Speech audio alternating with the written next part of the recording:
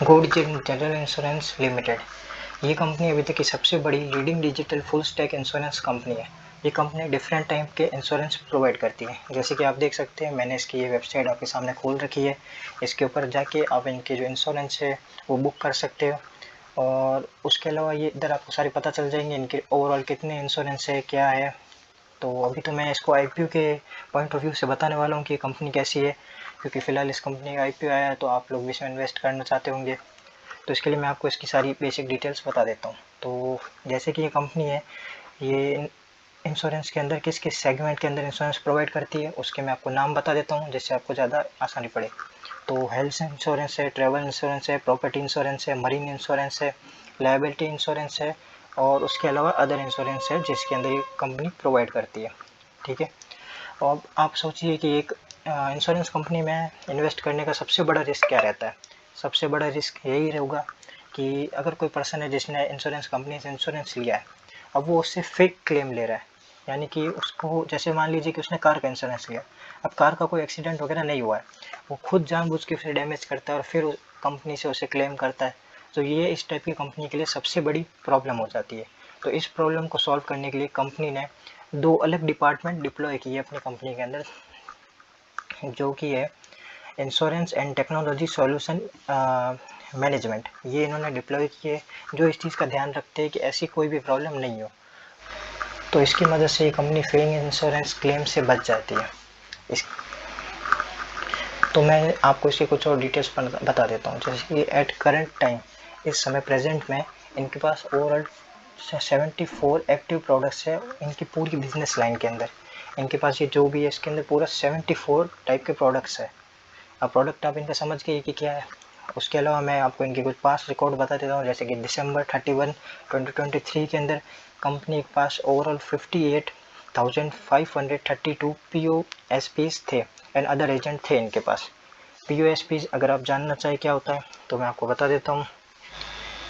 ये होता है पॉइंट ऑफ सेल पर्सन, यानी कि जो घर घर जा के या कहीं किसी के पास, जैसे कि आपने यहाँ से अप्लाई किया तो एक बंदा आपके पास आएगा, वो आपके इंश्योरेंस की सारी चीज़ें चेक करेगा कि कैसे ये कार है तो इसमें क्या सब कुछ सही है, फिर हम इसको इंश्योरेंस प्रोवाइड करें।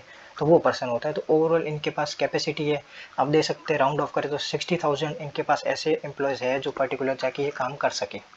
उसके अलावा आप और इसकी पास रिकॉर्ड बता देता हूँ। दिसंबर 31, 2023 सेम ईयर, उस समय इनके पास जो इनका डिस्ट्रीब्यूशन नेटवर्क था ना कंपनीज का, वो 24 states and Indian union territories के अंदर था। ठीक है। इसके अलावा कंपनी 75 ऑफिसेस ऑपरेट करती है इंडिया के अंदर ओवरऑल। उसके अलावा एट करंट टाइम कंपनी के पास ओवरऑल 4000 एम्प्लॉयज़ है।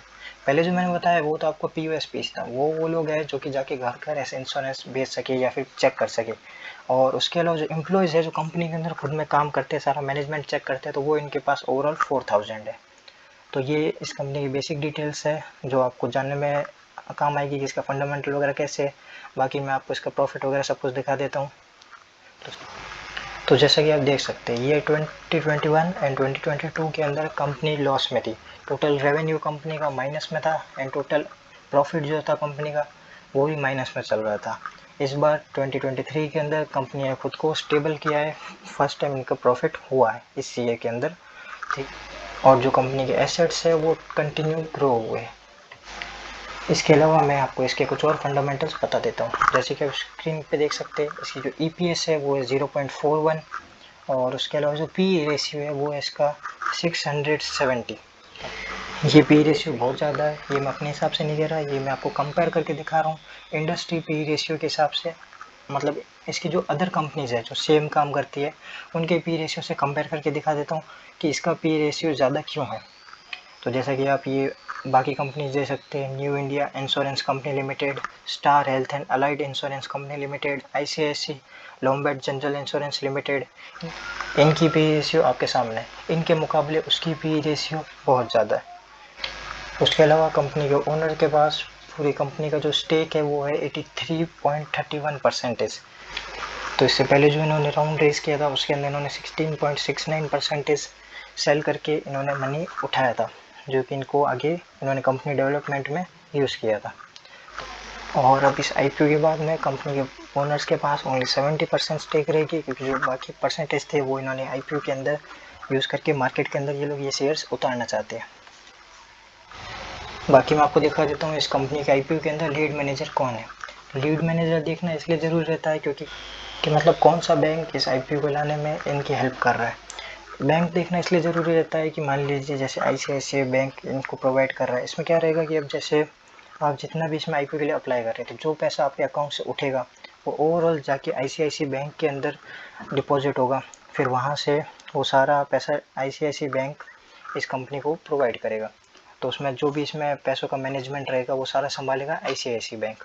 तो इसके अंदर आपको ये देखना ज़रूरी रह जाता है कि कौन सा कंपनी आईपीओ के लीड मैनेजमेंट के अंदर इन्वॉल्व है, क्योंकि अगर इसके अंदर बड़ी बड़ी बैंक के नाम जैसे ऐड रहते हैं जैसे आईसीआईसीआई बैंक और एचडीएफसी बैंक, तो आप समझ सकते हैं कि उन लोगों ने अगर इसके अंदर इस आईपीओ लाइन में मदद की है तो मतलब ये आईपीओ कुछ परसेंट है चांसेस कि अच्छा जा सकता है, तो वो रहता है। लेकिन आप एक चीज़ के बेसिस पे नहीं बता सकते कि भाई आईपीओ अच्छा है।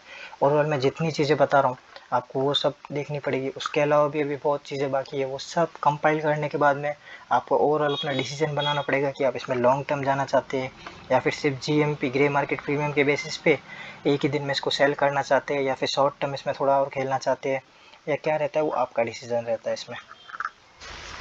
बाकी जो शेयर सब कंपनी मार्केट में उतारना चाहती है उनके लिए कंपनी ने जो डिवीज़न किया है वो ऐसे कुछ है कि QIB के लिए कंपनी ने 75% ऑफ शेयर्स रिजर्व रखे, HNI क्वांटिटी और उनके लिए कंपनी ने 15% के शेयर्स रखे और रिटेल क्वांटिटी के लिए 10% के शेयर्स रखे। अब ये देखना इसलिए ज़रूरी है क्योंकि इससे आपको पता चल रहा है कि आपको IPO मिलने के चांसेस क्या है। अब जैसे कि इसमें रिटेल कैटेगरी के लिए ओनली 10% शेयर्स अलॉट किए गए हैं, तो बाकी जैसे हम नॉर्मली देखते हैं तो मोस्ट ऑफ द आईपीओस के अंदर 30% रखा जाता है रिटेल्स के लिए, 50% HNI के लिए और बाकी बचे हुए परसेंट QIB के लिए रखा जाता है। लेकिन इस कंपनी ने जैसे कि आप देख सकते हैं रिटेल्स के लिए ओनली 10% रखा है, तो इसके कारण रिटेलर्स को आईपीओ अलर्ट होने के चांसेस और भी कम हो जाते हैं। ठीक है, इसके सेकेंड पार्ट पे चलते हैं। जैसे कि आप अपनी स्क्रीन के ऊपर देख सकते हैं आईपीओ स्टार्ट हो रहा है 15 मई से और इसकी लास्ट अप्लाई की डेट है 17 मई।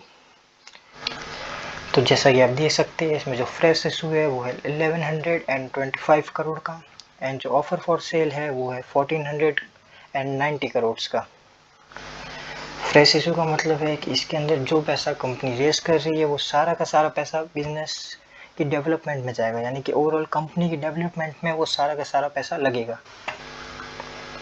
तो जो ये 1125 करोड़ है ये सारा का सारा कंपनी के डेवलपमेंट के अंदर जाएगा।